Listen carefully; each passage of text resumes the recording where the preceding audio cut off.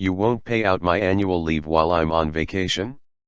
I won't take vacations. I've been doing security for about 16 years now, and about 10 years ago I was doing on again off again shifts at a particular site, not relevant where. Anyway, I had a decent amount of annual leave hours under my belt, so I decided to take a vacation in a city down the coast, visiting a friend. The understanding was that while I was on vacation, my annual leave hours would pay out as if I were still working, but with 17% leave loading. Woo. So, about halfway through my vacation, the day after I'm due to get paid, I casually check my account, and the number is nowhere near what it should be. I go, okay, maybe they're a day late. 4 days later, after I get home, no improvement. So, I ring up work and ask them what's the deal. What I get back is that when I'm on vacation, annual leave pays out on my regular roster hours, but I wasn't getting regular roster hours, so they were paying me for about 1 hour a day, instead of 8. I said, I went on vacation to use up annual leave. They said, well, that's what the rules are. So, I stopped taking vacations. My annual leave hours built up and built up.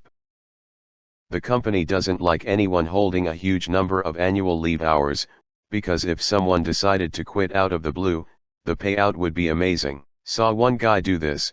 He had enough hours to take the year off. Then he retired. So about 6 months later they came to me and said, why aren't you taking vacations? I said, I can't afford to. You guys don't pay out my annual leave hours while I'm off. Silence on the other end. Then, we'll see about that. All of a sudden, the policy changed. I took a nice long vacation. Now to the comments. We had a guy at my work who did this. He had over 700 hours of paid time off saved up. They told him he had to use it because they were making a cap on hours, so he asked how long her could take. They said a month, then you have to come back or your job can be given away. He took a month off, came back for 1 day, and took another month off.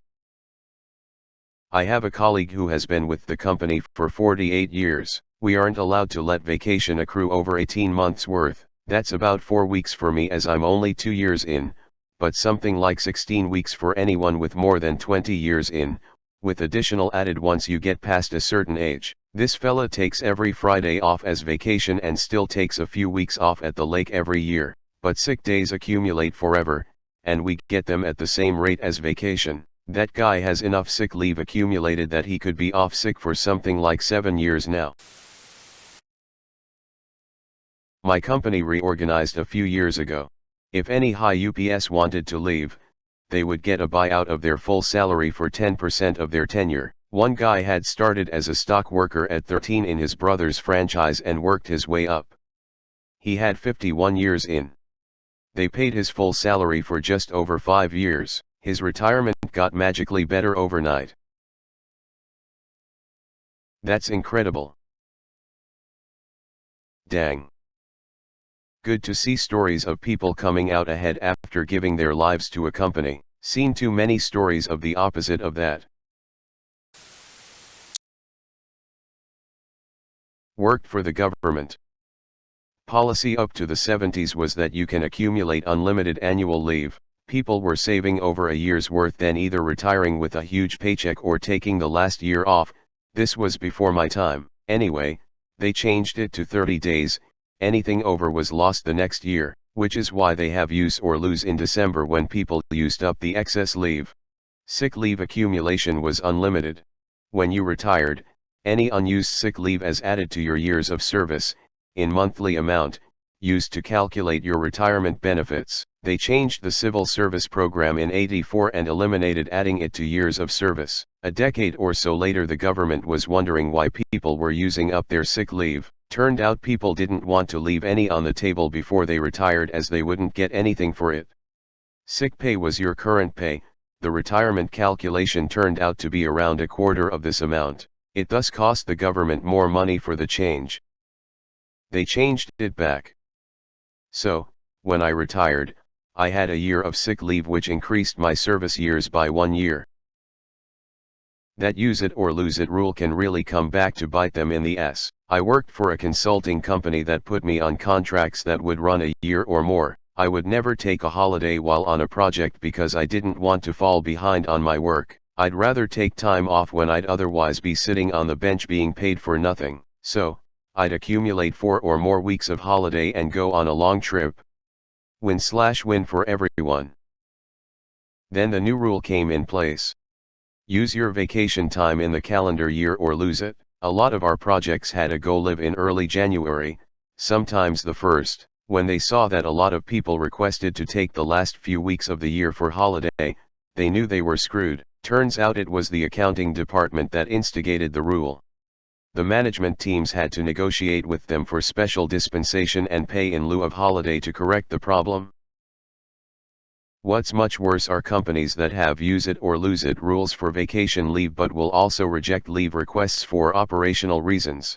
A friend of mine was a store manager at a popular chain of pet supply stores and had weeks of vacation saved up since she had always had her leave requests rejected by the district manager due to her store being understaffed, but not allowing her to hire new staff. Since she was paid a salary, they had her work 50+ hours a week as it didn't cost them any overtime. They suddenly announced that they were changing the vacation leave rules so that any leave not taken by the end of the fiscal year would be lost. They announced this 4 months before the end of the year. She had about 2 months of vacation saved up by this point. She immediately tried booking time off, but since her employees were scrambling to drain their vacation leave before year end, all of her leave requests were rejected. Her district manager told her there was nothing he could do shortly before he left on a 3-week cruise. Thankfully she quit that horrible job to go back to school and is now working an office job. Semi-related story.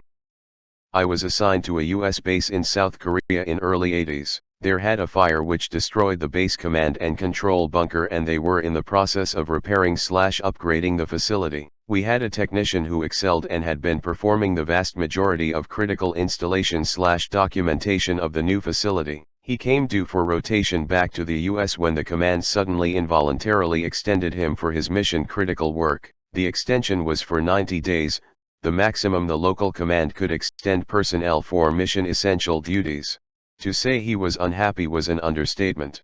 Added into his extension was the fact the command did the extension 2 or 3 days prior to his departure. He did not develop a short-timer's attitude and was planning to work up to the day he was flying out.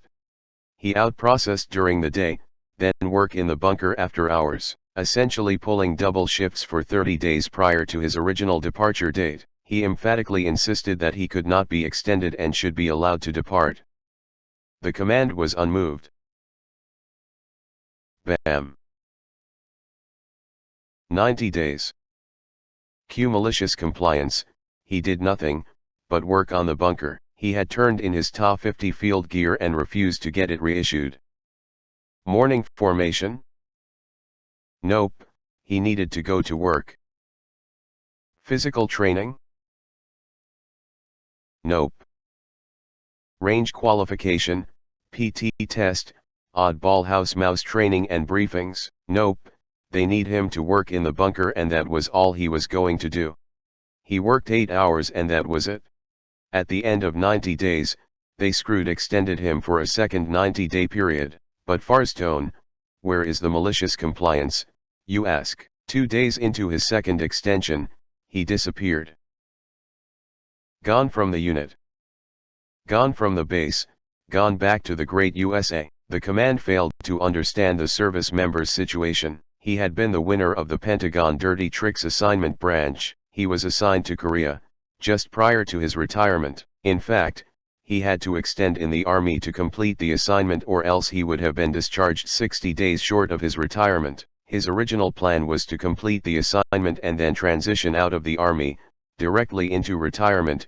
He got retirement orders as part of his original out-processing. Turns out you can extend a service member's overseas assignment for mission essential/critical reason. You can, almost, extend a service member's contract to keep him in the service past the end of the contract for, you guessed, mission essential/critical reasons. However, you cannot extend a service member's service period once they have their retirement orders. Mission essential / critical notwithstanding, it took an act of Congress or declaration of war to stop his retirement. On the effective date of his retirement, he went from active duty to retired. His 90-day extension? He was declared a contractor for payment purposes. He was awarded his full pay, overseas service pay, and a daily rate as a special contractor. The bureaucracy discovered something was wrong when he didn't arrive at his transition point. The bureaucracy automatically assigned him the contractor status, while they attempted to find him. Finance changed his pay status and it was automatically approved. On day 91, the bureaucracy found him, working at his mission essential / critical job. Day 92, he was flown out of country and into retirement. During his 91-day period as a special contractor, he earned the equivalent of 2 years' pay. Special contractor plus overseas service pay plus contract extension penalty. What a way to go out with a bang. Happy retirement, LOL.